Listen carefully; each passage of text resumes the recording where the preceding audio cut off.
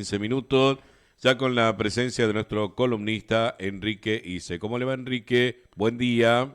Buen día, Gustavo. Buen día a toda la audiencia. Un saludo cordial. Ganó Milei. No Sí. vale llorar. ¿Basta con entender? Me pregunto, ¿no? Preguntas fundamentales, Enrique. ¿Quién ganó? ¿Qué explicaciones que se pueden hacer con respecto a esto? Y conclusiones, ¿qué se puede decir de los votantes? Bien.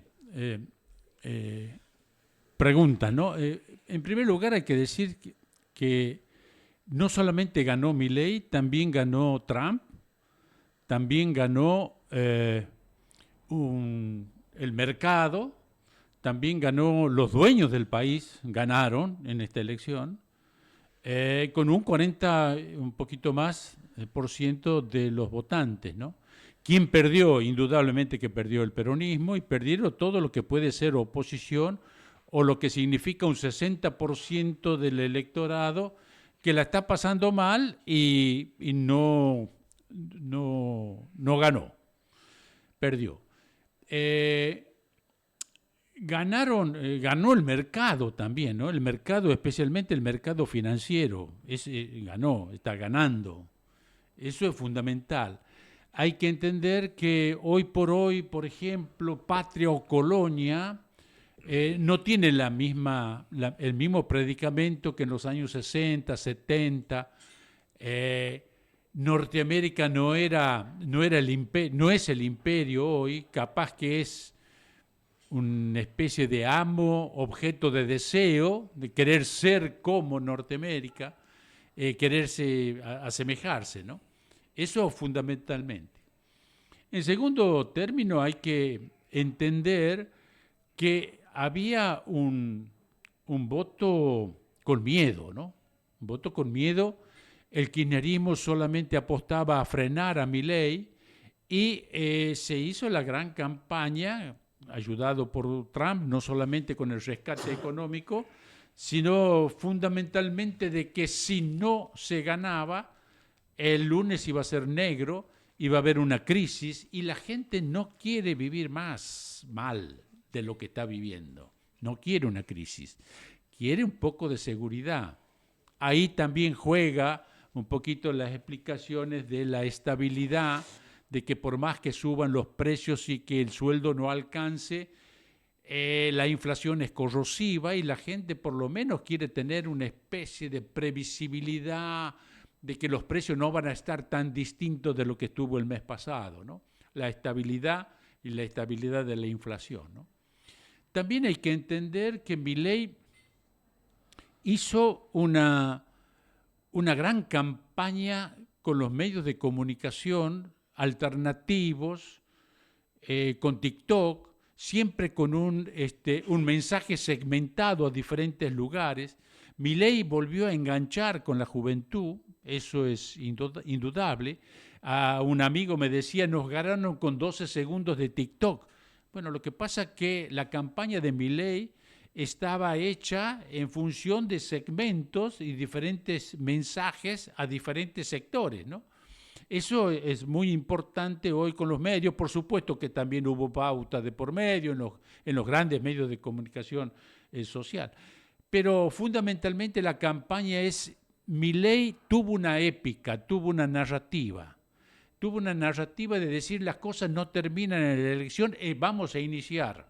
Ahora la reconstrucción del país, ahora vamos a iniciar, vienen las grandes reformas, ¿no? Y reconoció, humanizando un poco el discurso, reconoció el sacrificio que se está haciendo cotidianamente. Milei salió de la casa de gobierno, fue a todas las provincias, aunque tenía poca gente y mucha lo puteaba, eso era replicado en las redes como gran cantidad de gente, pero recibía abrazos, saludos.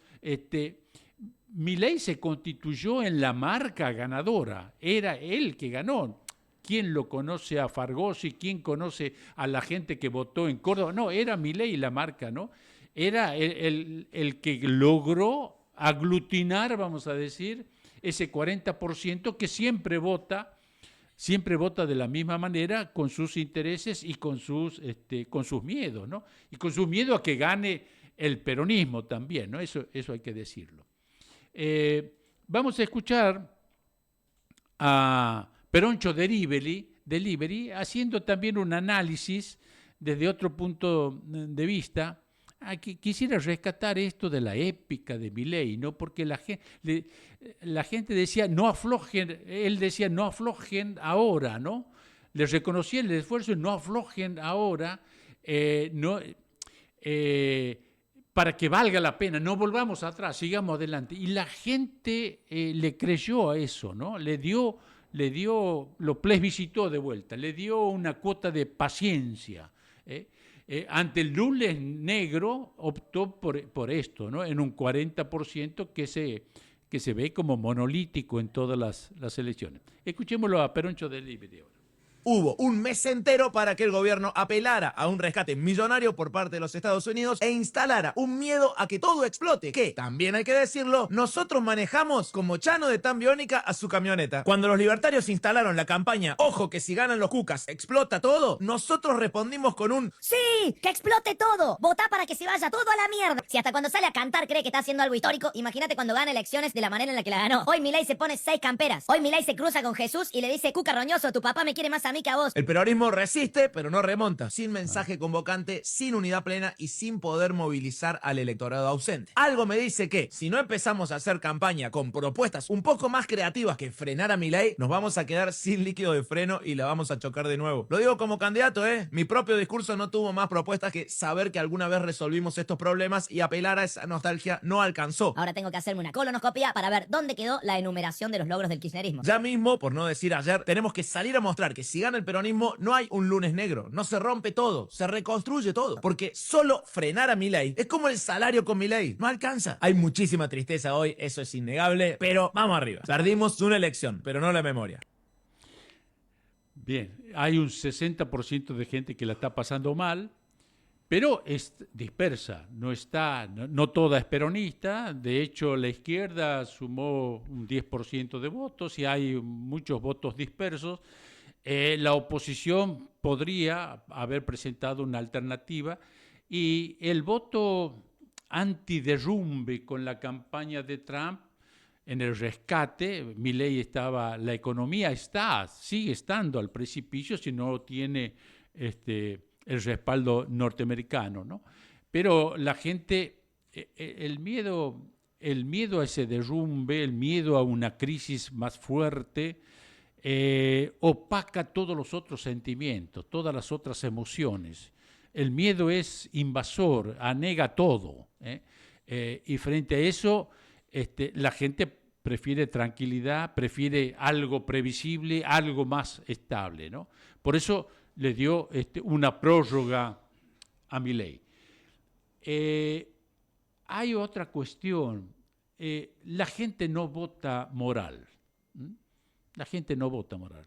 Hay un 40% que no le interesa que apalen a los jubilados. Hay un 40% de gente que va a decir: vos sos un corrupto, pero no va a aceptar la corrupción dentro de las opciones que ellos tienen. El 3% de los discapacitados, el que peguen a los jubilados, la crueldad con que se despide gente, muchas veces el deleite en esa crueldad, no interesa. Eso puede llegar a ser dramático, puede no llegar a gustarte, pero son los juegos en donde se dirimen estas competencias electorales, ¿no? Vamos a escucharlo a Serrano Mansilla hablar de este 40% que vota Milei, y él ha dado una serie de cifras en todas las intermedias, cómo este 40% votó a Menem, cómo ese 40% votó a Macri, no en campañas electorales, no en campañas presidenciales, sino en campañas intermedias, y cómo ese 40% se mantiene estable en las elecciones, ¿no? Escuchémoslo.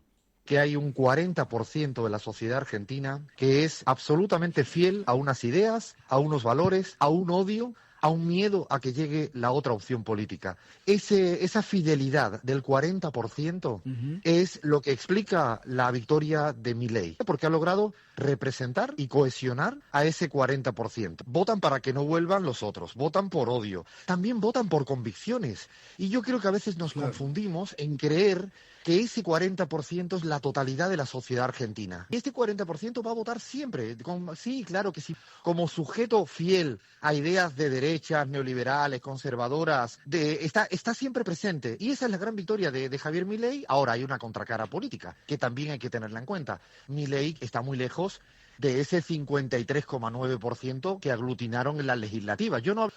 Milei no logra ampliar a su núcleo conservador, logra cohesionar, que es importante, no le podemos restar importancia política a que haya un líder. Ese 40% no le molesta lo de Donald Trump, no le molesta que apalen a los jubilados, no le molesta nada ser ultrafascista con respecto al apaleamiento de los jubilados, que a mí me parece una de las cosas más. Pero es que hay un porcentaje de la sociedad que no le importa que venga Donald Trump y le diga a la Argentina que están muertos de hambre, seguir hablándole a un 40% que con honestidad jamás te va a votar y jamás va a estar de acuerdo contigo, conmigo y con nosotros en ninguno de los temas.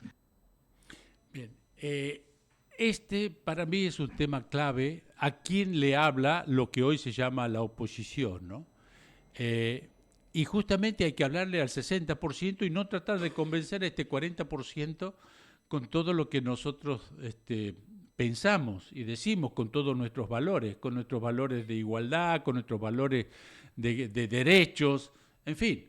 De esto se trata justamente la democracia, que Milei acepta, aunque no acepta la República, porque ahí hay otra cuestión.